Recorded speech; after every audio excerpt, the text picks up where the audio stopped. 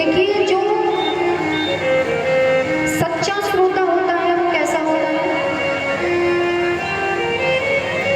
वो भगवान की कथा व्यास जी के आने के पहले ही बैठ जाते हैं, आकर के अपना स्थान ले लेते हैं। और जब तक 3 घंटे पूर्ण नहीं हो जाती, पूरी कथा बड़े प्रेम से बड़े आनंद से श्रवण करते हैं, आरती लेकर के प्रसाद लेकर के अपने घर को जाते हैं, तो ये सच्चे श्रोता होते हैं।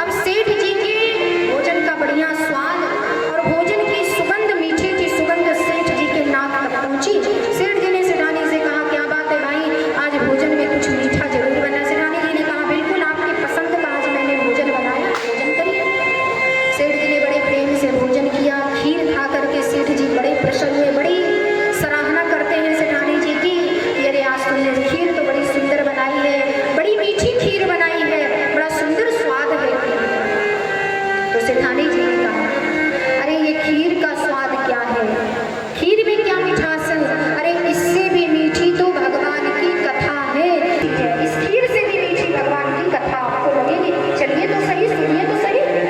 सेठ जी ने कहा अच्छा ऐसी बात है, अरे भगवान की कथा इस खीर से भी मीठी है। सेठानी जी ने कहा हाँ, एक बात चलिए सुनिए मेरे साथ।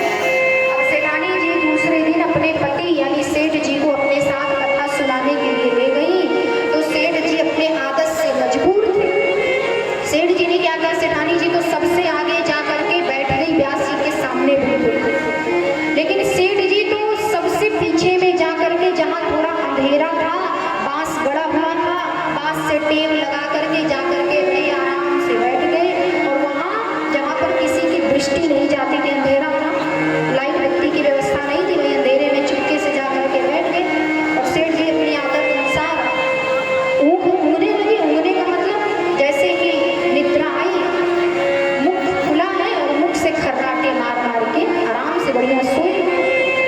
अब इधर सेठानी जी और जितने भी लोग कथा पांडाल में बैठे थे सब बड़े आनंद से कथा श्रवण कर रहे हैं, लेकिन सबसे पीछे बांस के खंभे से सटे हुए सेठ जी आनंद से बैठे हुए ऊँघ रहे हैं, सो रहे हैं खर्राटे लेकर के। और इधर कहीं से घूमता हुआ एक कुत्ता आया और उस कुत्ते ने सेठ जी के मुंह को खुला देखा, उनके मुख में लघु शंका कर बताइए। अब इधर कथा विश्राम हुई, व्यास जी ने भगवान का जयकारा लगाया, सेठ जी की आंखें खुली तो सेठ जी के मुख का स्वाद बिल्कुल खारा, क्योंकि मुख में कुत्ते ने लघु शंका कर दी। अब लघु शंका का स्वाद बिल्कुल खारा। अब सेठ जी को बड़ा क्रोध आया अपनी पत्नी के ऊपर, सेठानी के ऊपर। सेठ जी घर आए और पत्नी को खूब डांटने लगे, फटकारने लगे कि तुमने तो कहा था कि भगवान की कथा बड़ी मीठी लगती है, और यहाँ तो भगवान की कथा सुन करके मेरे मुंह का स्वाद ही खारा हो गया। अब दोबारा मैं कथा सुनने नहीं जाऊंगा, दोबारा नहीं, मत कहना मुझे। सेठानी जी ने पूछा पहले ये बताइए आप बैठे कहाँ थे? सेठ जी ने कहा मैं तो सबसे पीछे अंधेरे में जा करके बैठा था, बैठे बैठे मुझे नींद आ गई। सेठानी जी को समझते देर नहीं लगी कि इनके साथ कौन सी घटना घटित हुई है, लेकिन सेठानी जी ने सोचा कि अगर बताऊंगी तो ये दोबारा कथा सुनने नहीं जाएंगे, इसलिए सेठानी जी ने कहा बस करिए, आप पीछे बैठे थे ना, इसीलिए आपको कथा का स्वाद मीठा नहीं लगा। कल फिर मेरे साथ चलिएगा और मेरे बगल में बैठिएगा तो आपको कथा का स्वाद अवश्य मीठा लगेगा।